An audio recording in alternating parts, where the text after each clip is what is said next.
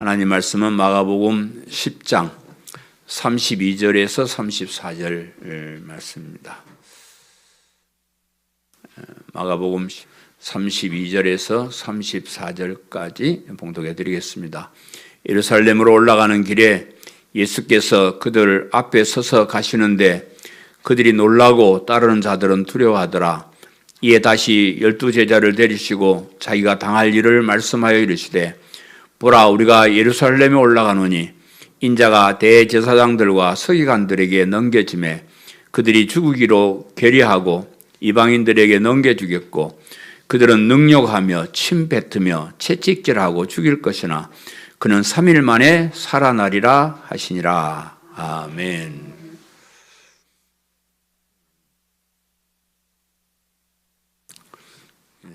요즘 맨발로 걷기 운동이 유행이 되는 것 같아요. 어떤 사람이 암 말기에 걸렸는데 맨발로 2달 동안을 걸었더니 암이 싹 나았다고 신문에 났어요.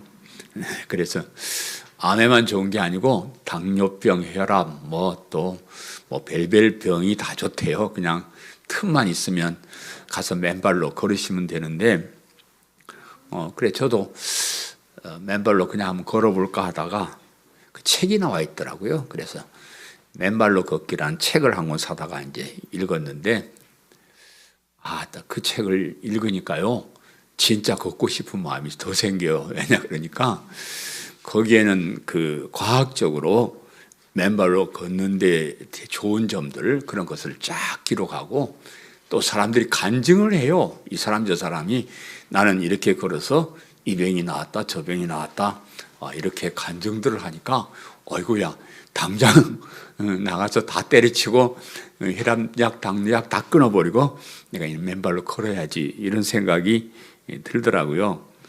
근데 주변에 사실 맨발로 걸을 만한 데가 잘 없어. 그래서 또 시간도 그렇고 내가 왜 이 이야기를 하냐 그랬더니 우리가 그 신앙생활을 하면서 그냥 예수님 믿고 천국 갑시다. 이건 땡이에요. 딱 끝이에요.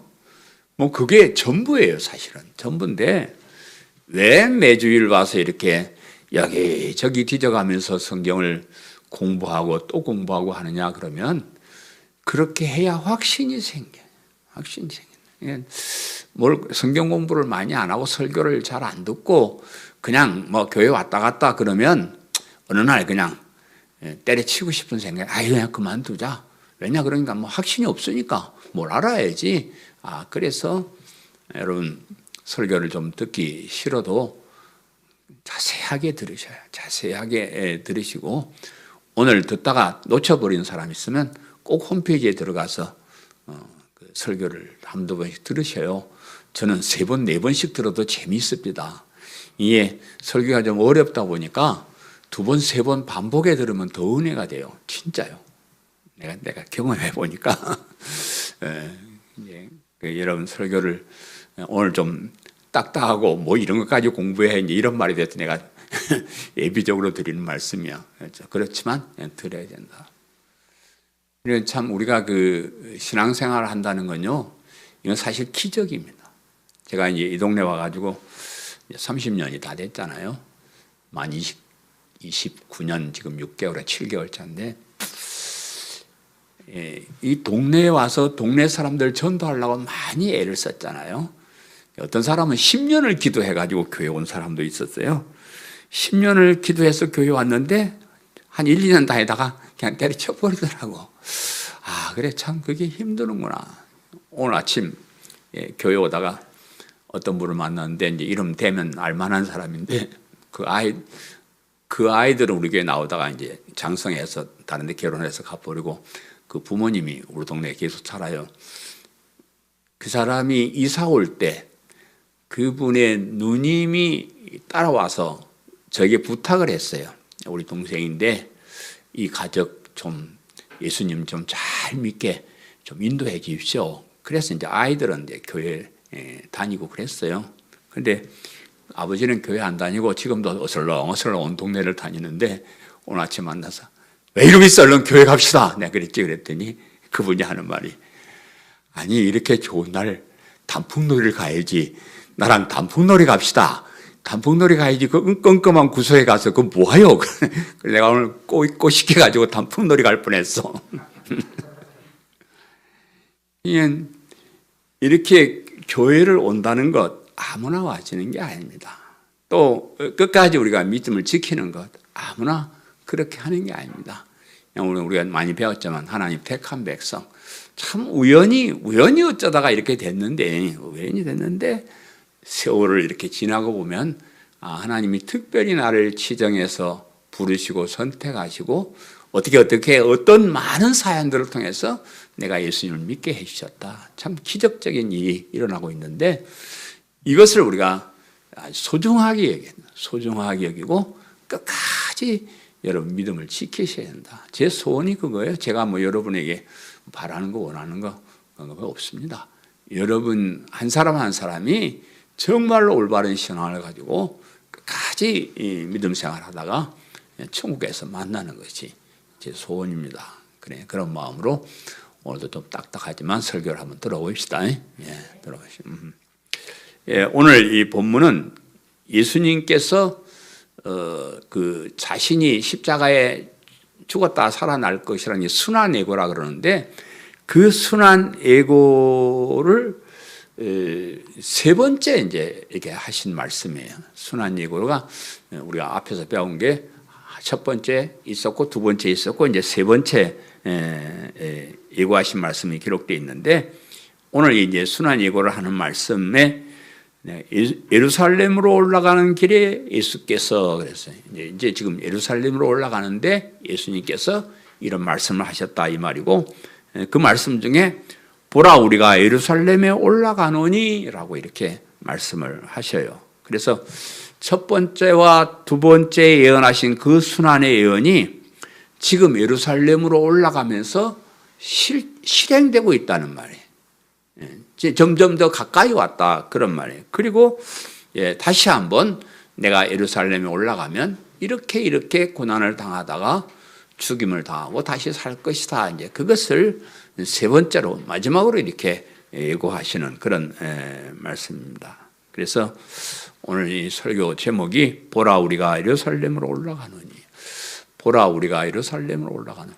제가 이 설교 준비할 때마다 제목 잡는데 되게 고민을 많이 합니다. 그런데 저는 이제 될 수 있는 대로 본문에 있는 말씀 중에서 제일 중요한 대목을 이제 제목으로 삼습니다. 이게 뭐 좀 다른 말로 꾸며서 하면 사람들이 흥미를 가지고 할 텐데 저는 이제 본문 말씀을 소중하게 여기고 강해 설교를 하기 때문에 그 본문에서 이제 가장 오늘 본문의 중요한 말씀을 제목으로 잡는데 오늘 중요한 말씀이 보라 우리가 예루살렘으로 올라가노니 그랬어요. 이제 설교 제목인데 올라가셔서 예수님께서 예루살렘에 올라가셔서 당하실 그 순환, 그 고난이 어떤 것이고 또 그것이 무슨 의미를 주는 것인지를 생각해 보는 것이 오늘 설교의 목적입니다. 말씀을 잘 들으시고 예수님의 고난, 십자가의 고난 우리가 다 잘 아는 것이지만 다시 한번 생각해 보는 그런 귀한 시간 되시기를 간절히 바랍니다. 아멘. 첫 번째, 그들이 놀라고 따르는 자들은 두려워합니다. 이제 보라, 우리가 예루살렘으로 올라가노라 이렇게 이제 말씀을 하시니까 그 사람들이 놀라고 또 따르는 사람들은 두려워했다 이렇게 이제 말씀을 하는데 본문 32절 상반절 제가 다시 한번 읽어드리면 예루살렘으로 올라가는 길에 예수께서 그들 앞에 서서 가시는데 그들이 놀라고 따르는 자들은 두려워하더라 그랬습니다. 예루살렘으로 올라가는 길에 여러분 예루살렘이라는 말을 참 많이 들어보셨죠. 예루살렘 우리 성경에 예루살렘이 성경의 중심 도시일 정도로 예루살렘에 대한 얘기가 많이 나오는 특별한 도시가 예루살렘이에요. 하나님께서 세상 모든 사람들 중에 하나님 백성을 따로 불러 세우실 때 아브라함이라는 사람을 부르잖아요. 아브라함이라는 사람을 불러가지고 따로 이제 세워요. 그래서 너는 내 본토 친척 아버지 집을 떠나서 내가 지시한 땅으로 가라. 거기에서 민족을 이루고 내 백성이 된다. 이런 약속의 말씀을 따라서 갈대아 우르란 저 다른 데 살던 아브라함이 하나님이 지시한 땅 가나안에 와가지고 거기에서 이제 그 후손들이 한 민족을 이루면서 하나님 나라를 이루면서 살게 되는데, 예루살렘이 처음부터 중심지가 아니었고 다윗 왕 시대가 시작되면서, 다윗 왕의 시대가 사실은 왕정의 시작이에요. 앞에 사울 왕이 있었지만은 그건 뭐 사람들이 뽑은 왕이고, 하나님께서 예수님께서 오실 그 왕가를, 다윗 왕가를 이렇게 이제 세우시는데, 이 다윗 왕이 그동안 점령되지 못했던 가나안 땅에 있는 예루살렘을 점령을 합니다. 그래서 거기에다가 이제 특별한 성을 이렇게 만들어요.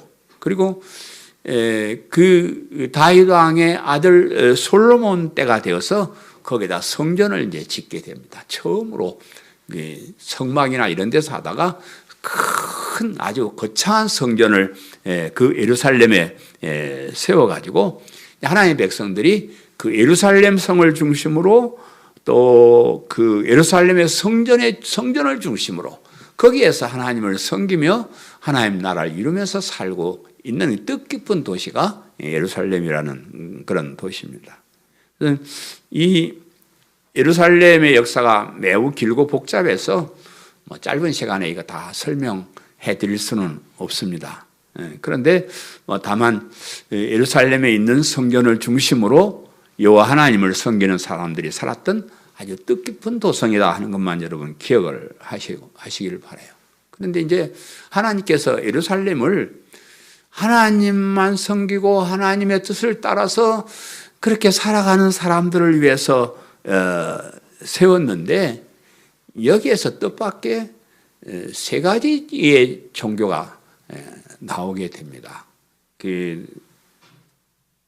나름대로 하나님을 섬긴다는 그런 사람들, 아브라함의 후손이라는 사람들이 크게 세 가지 분류가 나눠지는데, 구약 성경을 중심으로 한 유대교, 원래 이제 구약 성경에 있었던 이스라엘 사람 유대교라 이제 우리가 그렇게 분류를 하는데, 이 구약 성경을 중심으로 하나님을 섬기고 사는 그 유대인들은 당연히 자기들이 예루살렘의 주인이고 자기들 성지고 그렇게 생각을 합니다.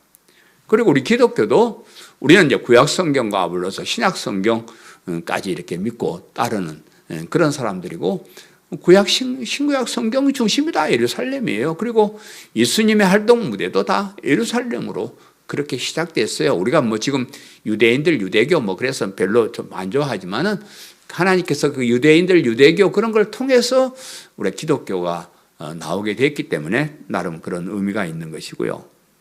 그것으로 끝난 것이 아니고 성경과는 거리가 먼 이 코란을 정경으로 믿는 이 이슬람교도 모슬렘 하는 이슬람 교도들이 자기들도 아브라함의 후손이라 그러면서 예루살렘을 자기들의 출발지로 그렇게 생각을 해요. 물론 이제 다른 데가 있긴 하지만 자기들이 아브라함의 후손이고 하나님을 섬기는 정통적인 사람이다 이렇게 이 얘기를 해요. 여러분 이제 아시는지 모르겠지만 그 유대교는 아브라함이 낳은 본처의 아들 이삭, 그 아들 야곱 이렇게 중심으로 내려오는데, 이 이슬람교는 아브라함이 70이 넘도록 애가 안 생기니까 그 첩을 하나, 여종을 첩으로 들여가지고 낳은 아들이 하나 있었는데, 그 아들이 이스마엘이라는 아들이에요. 이스마엘의 후손들이에요. 어쨌든 자기 아버지가 자기 조상이 아브라함이니까 우리도 그 하나님을 섬기고 우리도 아브라함의 후손이다 그렇게 만들어서 무슬림이라는 이슬람교라는 그런 종교를 만들었습니다. 예수님은 그 모든 세상의 주인이시지만은 특별히 하나님의 도성인 예루살렘의 주인이 되십니다. 하나님께서 그 예루살렘에 있는 성전이나 거기서 드리는 제사나 또 그들이 지키고 살 율법이나 모든 것을 통해서 말씀하시고자 하는 그 뜻이 뭐냐 그러면 예수님이 그리스도가 되신다는 거예요. 메시아로 예수님을 이 땅에 보내주셔서 우리를 구원에 이르게 해준다. 이것이 예루살렘 성전, 율법, 제사 모든 것들 또 간간히 나오는 선지자들의 예언 그런 모든 것들이 사실은 예수님 우리가 믿는 이 기독교 예수님을 중심으로 한 그런 기독교를 얘기하는 그런 것입니다. 그런데 그런 하나님 뜻을 잘 알지 못하는 그 유대인들이 아직도 그냥 그 원래 있는 율법 가지고 막 성전 그 정신을 가지고 유대교로 그렇게 있고요. 예수님과 거리가 먼 예수님을 메시아로 인정도 안 하는 그런 무슬림도 이렇게 생기게 되었습니다. 근데 이제 그 하나님의 그런 뜻을 잘 모르는 유대인들이 예루살렘 성전이나 제사나 율법을 가지고 오히려 예수님을 박해하고 예수님께서 하신 일들을 방해한다고. 그래서 예수님께서 지금 예루살렘 올라가는 이 길은 그 성의 주인공이 올라가는 거거든요. 그 주인이 올라가는데 만왕의 왕으로서의 그런 어떤 입성이 돼야 되는데 그게 아니고 반대를 하는 사람들에게 죽임을 당하여야 하는 그런 고난의 길이었습니다. 그래서 그 고난의 길을 알면서도 보란 듯이 올라가고 계신다 하는 거예요. 오늘날 예루살렘의 성전은 우리 교회를 말해요. 우리 교회를 말합니다. 교회가 하나님의 나라고 하나님을 섬기는 사람들이 모여서 하나님께 예배드리고 하나님의 말씀을 듣는 특별한 곳이 이제 교회입니다. 그런데 언제부터인지 정말로 예수님을 그리스도 믿는 사람들이 고난을 당하는 곳이 되어간다. 교회는 예수님을 그리스도로 믿는 복음을 믿는 사람들이 중심이 돼가지고 그 사람들 중심으로 운영되고 또 같이 하나님을 섬기는 그런 것이 교회인데, 아니 그런 사람들이 복음을 바로 알고 예수님을 그리스도 믿는 사람들이 아니 이게 무슨 뭐 이교도처럼 대우를 받고 엉뚱한 사람들이 주인공이 되어가지고 교회에 있다 그러면 유대교처럼 율법을 지켜야 구원을 받는다는 율법주의자들이 교회를 점령하고 있어요. 제가 목사님들 만났다가 복음을 전합시다. 복음을 전해야 된다. 그래 얘기를 하니까 어떤 분들이 이제 복음에 관한 설교를 하면 나한테 슬며시 보내줘요. 아유, 난 이렇게 복음을 전합니다. 근데 참 그게 안 되는 게 복음을 전합시다. 예수님을 그리스도로 믿고 구원을 얻습니다. 그렇게 외치는 까지는 좋은데 그 다음에 토를 달기를 아이고 그래서 우리가 똑바로 살아야 됩니다. 이래버려. 율법을 지켜야 됩니다. 이래버려. 아니 맞는 말이긴 해요. 예수 믿는 사람들이 아무렇게 살면 안 돼요. 똑바로 살아야죠. 그런데 그렇게 똑바로 살아야 됩니다라고 말하는 순간 복음이 가치가 없어져. 아니 그냥 복음을 말할 때는 무조건 믿기만 하면 돼. 개차반으로 살든 어쩌든 이게 믿음이 이렇게 중요해 이래버려야 되는데 거기다가 자꾸 토를 달아. 쓸데없는 토를 달아. 그래서 믿습니다 하는 이런 진짜 복음을 전하는 사람들이 괄세를 봤어. 괄세를 받고. 요즘 그 책 중에 이교도에 물든 기독교라는 책이 나와요. 이교도에 물든 기독교. 교회가 이방 종교에 물들어 버렸어.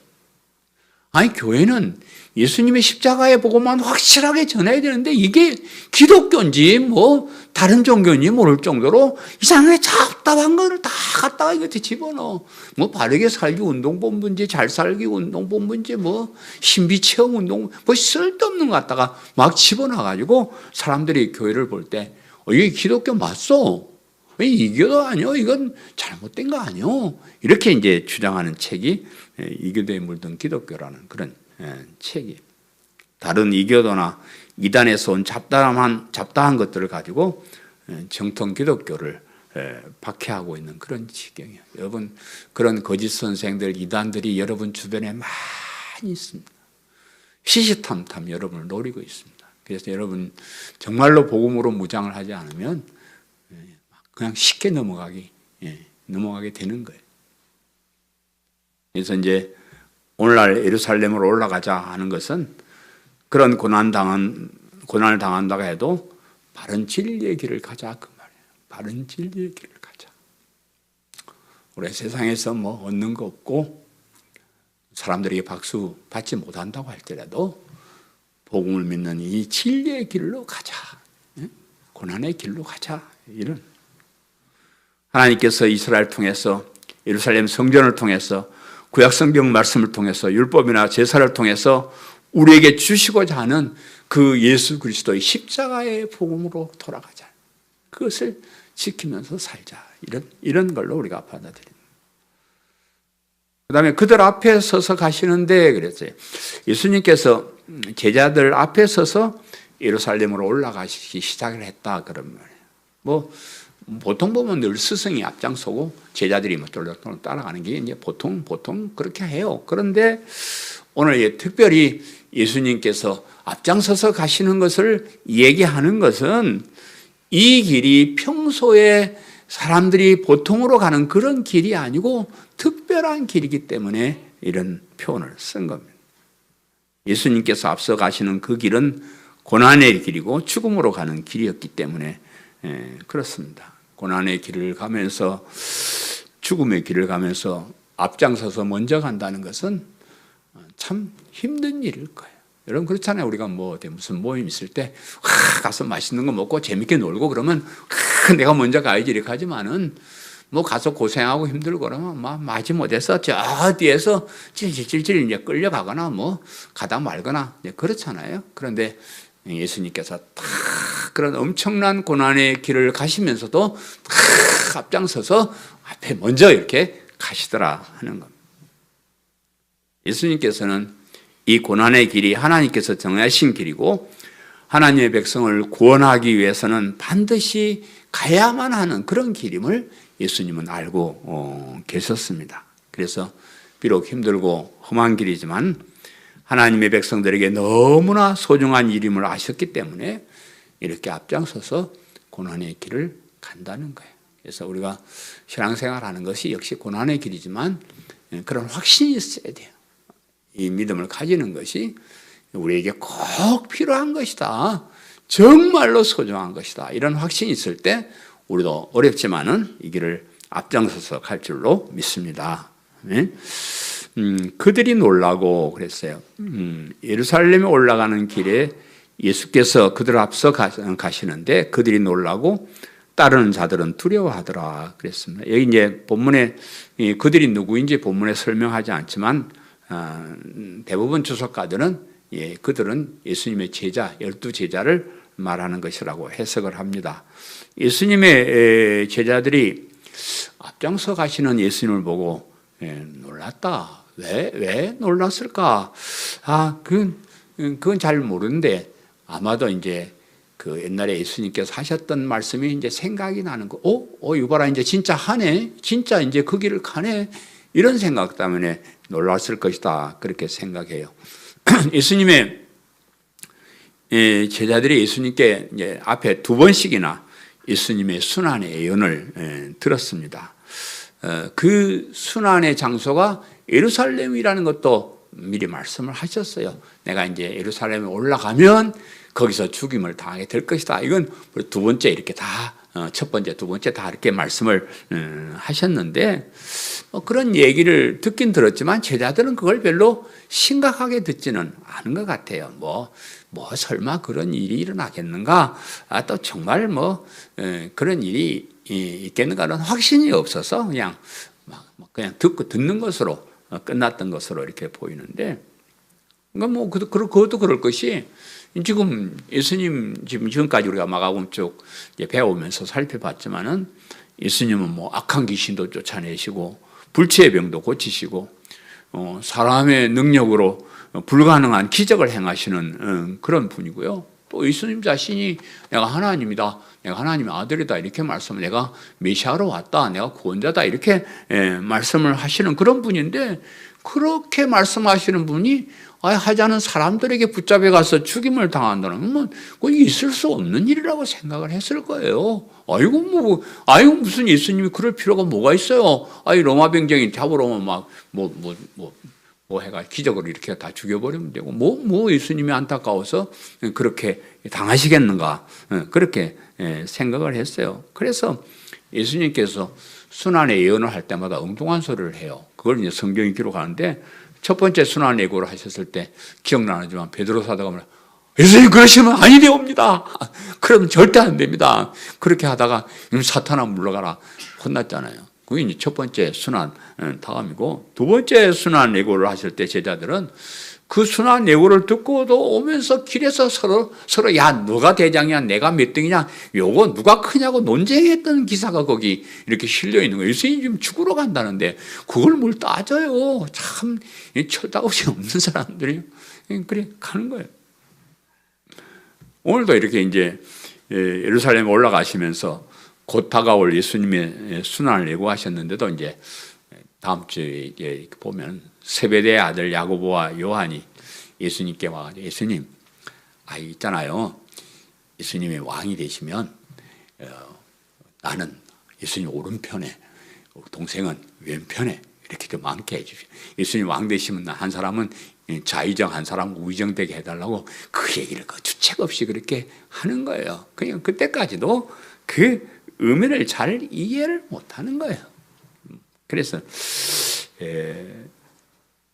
그런 생각 속에 있었는데 예수님이 이제 올라가신다는 거예요. 그 예루살렘은 내가 올라간다 그러냐. 그리고 당당히 앞장서서 걸어가시는 거예요. 이게 올 게 왔구나. 진짜 그런 일이 일어나려는 것보다. 그래서 이제 제자들이 놀랐을 것이다. 그렇게 이제 생각을 해보는 겁니다. 우리는 이미 성경 말씀을 통해서 그 사실을 다 알고 있습니다. 그래서 예수님께서 그 예언대로 십자가에 죽으셨다가 다시 사신 것을 알고 믿는 그런 사람입니다. 그런데 그 죽으심과 죽으심의 의미를 알면서도 놀라는 사람이 별로 없어요. 오늘도 전혀 놀란 기색은 없고 그도 그럴 것이 이미 다 알고 있는데 새삼스러운 일도 아닌데 늘 그때마다 깜짝 놀랄 수는 없지 않소. 이미 다 그렇게 알고 있으니까 넘어가는데, 그런데 사실은 예수님께서 십자가를 지시고 죽임을 당하셨다는 것은 참 놀라운 일. 어째 그런 일이 있을까? 저는 오랫동안 교회를 다니고 또 특별히 성경을 연구하고 설교를 하고 가르치고 그런 사람인데도 아직 이해가 되지 않는 부분이 이 부분이에요. 왜 예수님이 십자가를 지셨나? 하나님이신 그 전능하신 예수님이 왜 그런 비참한 십자가의 길을 가셨나? 난 이해를 할 수 없어요. 난 그래 안 해요. 왜 그렇게 해요? 다 죽여버리고 말아버리고 다 말 안 들으면 죽여버리고 사람 다시 창조해서 말 잘 듣게 해가지고 그래 또 시작하면 되죠. 뭘 그런 사람들을 구원하겠다고 그렇게 비참하게 죽으신대요? 이해를 못합니다. 있을 수도 없는 일, 이해할 수도 없는 그런 기가 막힌 일이 역사 속에 일어났다 그 말이에요. 우리는 그걸 당연한 것처럼 생각을 해요. 별로 소중하게 여기질 않습니다. 제가 생각하는 안타까움. 하나님이신 예수님이 나 때문에 내 죄 때문에 나를 구원하시기 위해서 그 십자가의 험한 형벌을 받으셨다 그러면 우리는 그래도 늘 감격하며 살아야 돼요.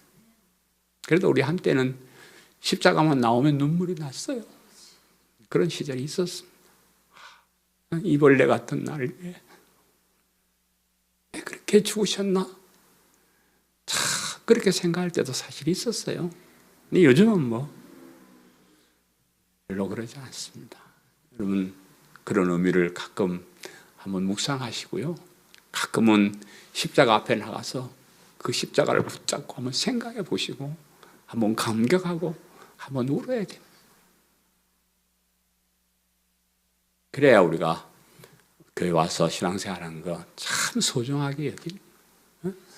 뭐 그런 적이 없으면 뭐 우리가 왜 이렇게 이 가을 단풍철에 여기 와서 뭐 고생합니까? 그 은혜에 감격하니까, 그 은혜에 감사하니까, 그것이 주는 그 엄청난 것이 우리에게 주어질 것이기 때문이니까 우리가 이렇게 힘들고 어렵지만 끝까지 신앙생활하는 겁니다.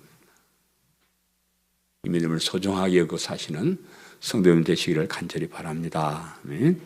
예. 따르는 자들은 두려워하더라 그랬. 따르는 자들은 두려워하더라 그랬는데 예수님의 뒤를 따라 예루살렘으로 올라가는 사람들이 두려워했다. 왜 두려워했을까?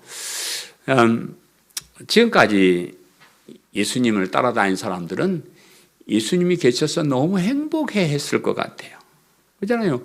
병든 사람이 오면 고쳐주고, 귀신 들린 사람이 오면 내쫓아주고, 먹을 것이 없으면 그냥 보리떡 5개, 물고기 2마리만 있으면 5,000명, 몇만 명도 먹일 수 있고, 무슨 걱정이 있어요. 풍랑이 일면 말씀만 하면 잠잠해지고, 이런 예수님과 함께 가는데 뭐 두려울 게 있어요? 겁날 게 이제는 됐다.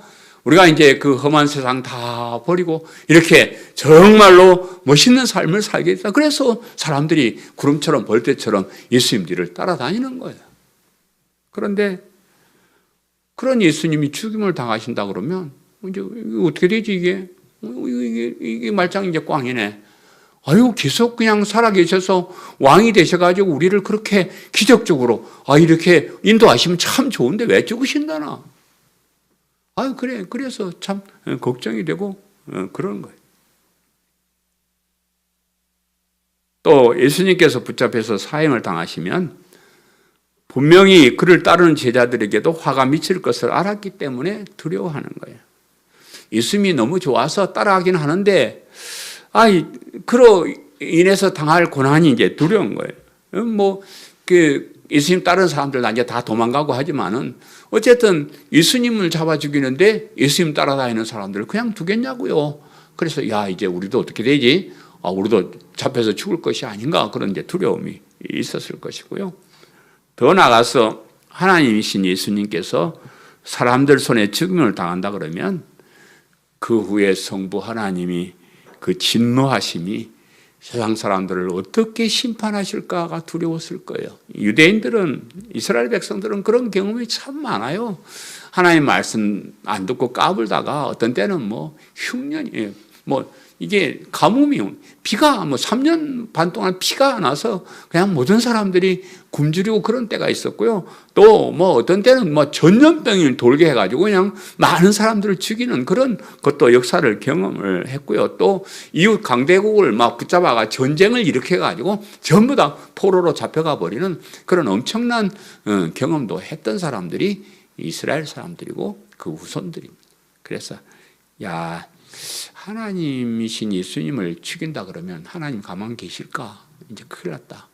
하나님께서 어떻게 하든지 복수를 하실 것이고,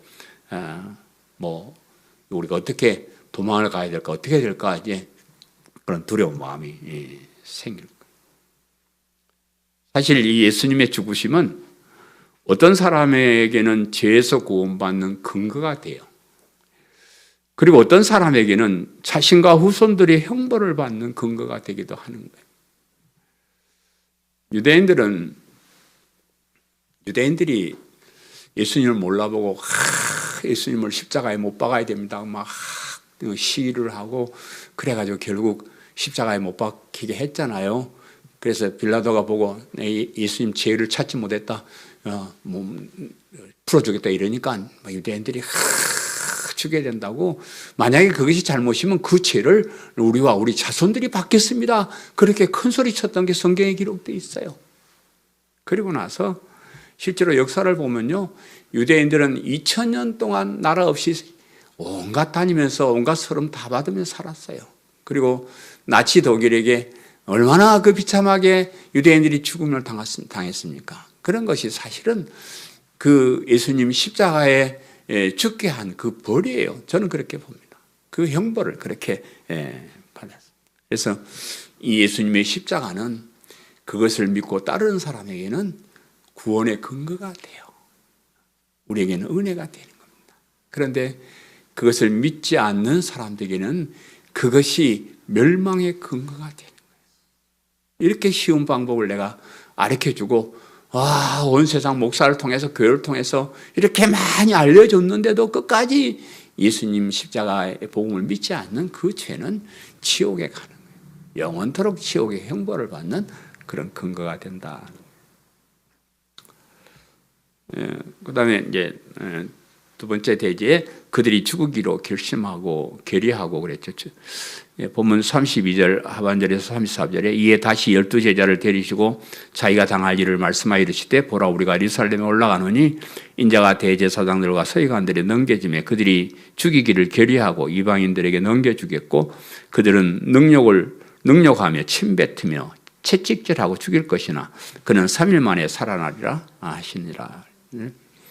대제사장들과 서기관들에게 넘겨졌다 그랬습니다. 그래서 예수님께서 예루살렘에 올라가셨을 때 예수님을 죽이기로 결의한 사람이 대제사장과 서기관이다 이렇게 이제 표현하는데 이 대제사장과 서기관 또 장로들도 있고 여러 가지 지도자 있지만 대표적으로 이 사람들만 이제 기록을 했는데 대제사장은 성전에서 하나님께 제사 드리는 제사장 중에서도 높은 사람 그 대제사장이고 서기관은 율법학자라고 하기도 하는데 이 사람들은 성경을 연구해서 사람들이 가르치는 사람 그런 사람이 서기관이고 물론 성경을 필사하기도 하는 그런 사람들이지만 그래서 하나님과 인간 사회를 연결하는 아주 그 중요한 역할을 하는 그런 사람. 제사장은 우리 인간의 편에서 하나님께 제사를 대신 드려주는 그런 사람이고 서기관은 하나님 편에서 하나님의 말씀과 뜻을 우리 인간에 전달하는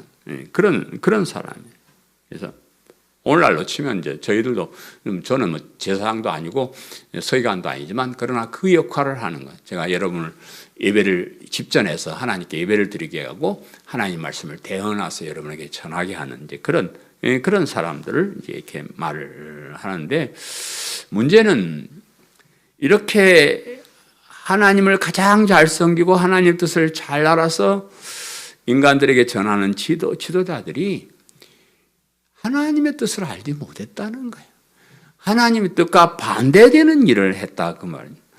하나님이신 예수님을 영접하기는커녕 죽이기로 결의를 하는 거예요.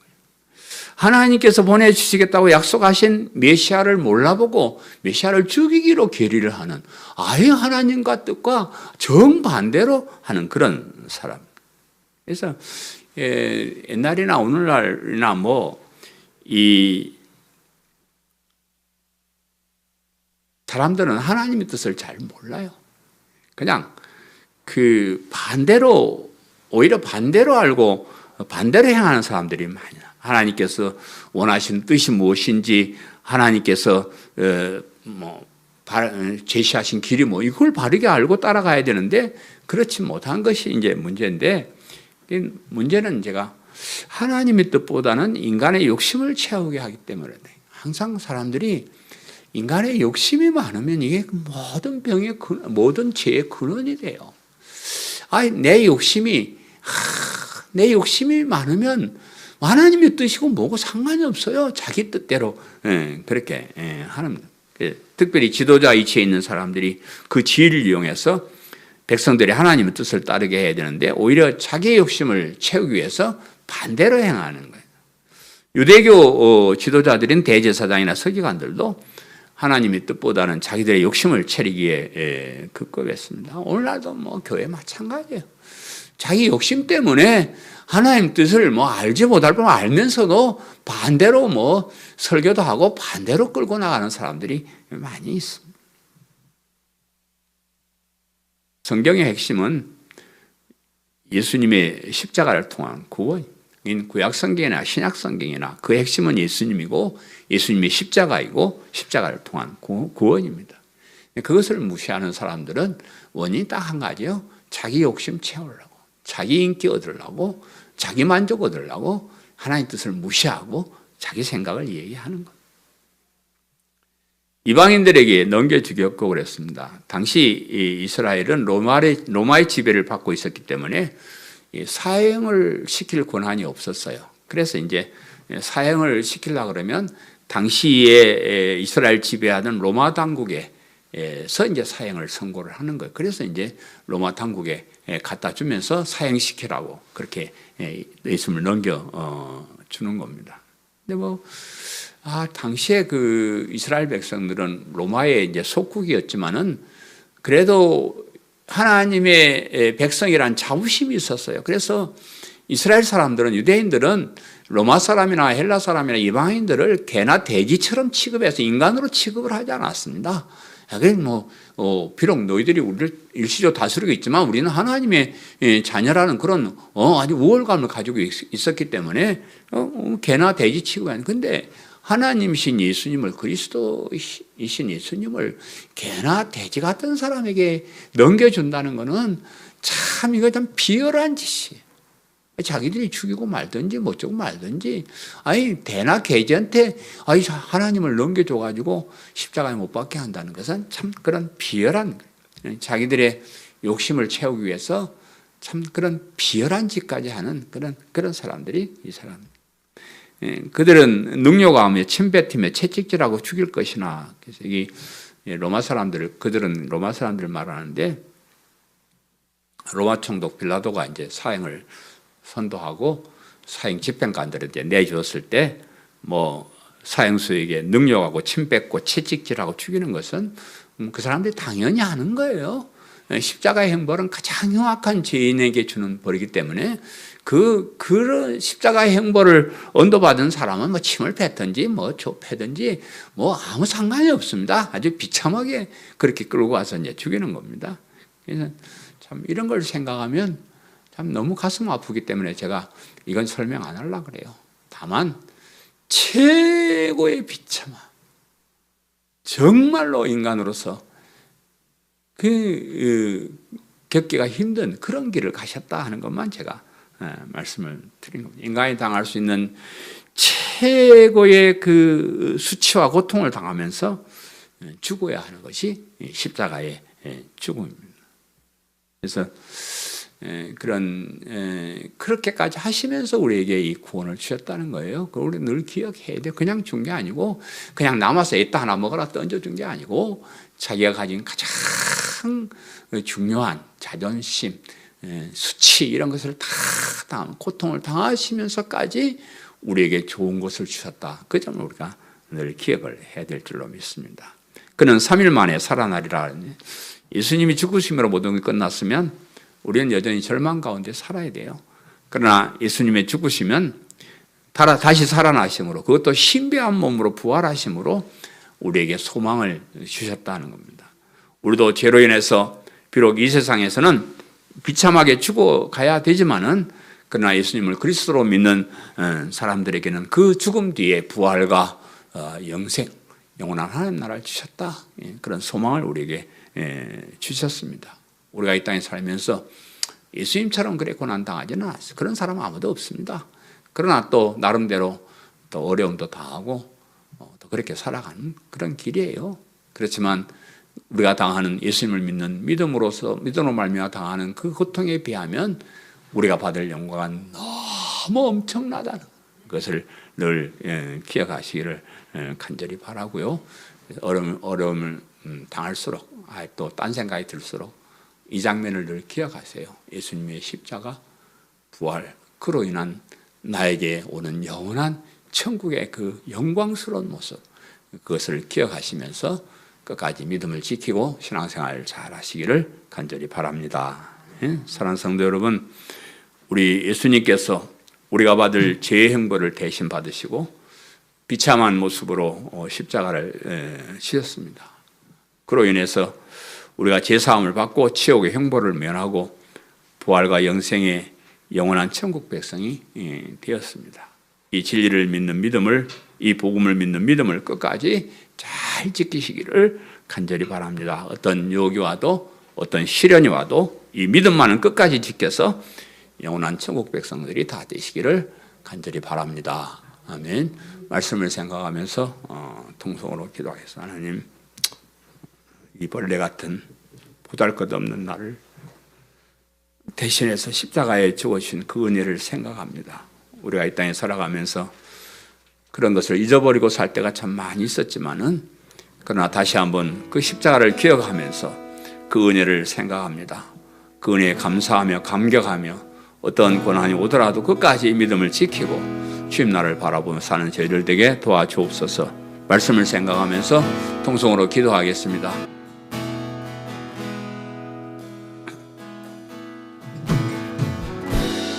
나의 소망 되신 주,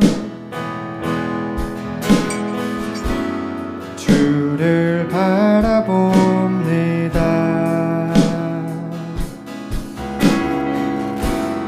다시 오실 나의 왕 예수, 주를 기다립니다. 다시 한번 나의 소망 되신 주, 나의 소망 되신 주, 주를 바라봅니다.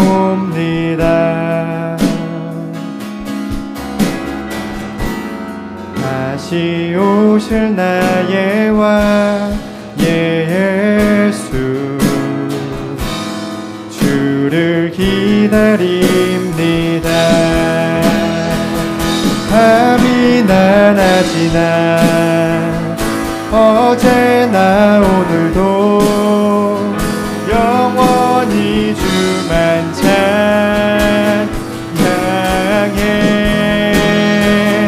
괴롭고 슬플 때 낙망하여 넘어져도 언제나 주만 찬양하겠네.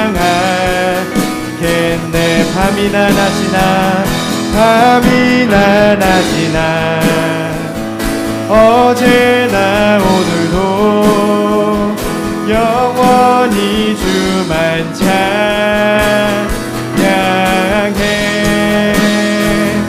외롭고 슬플 때 낙망하여 넘어져도 언제나 주만 찬양해.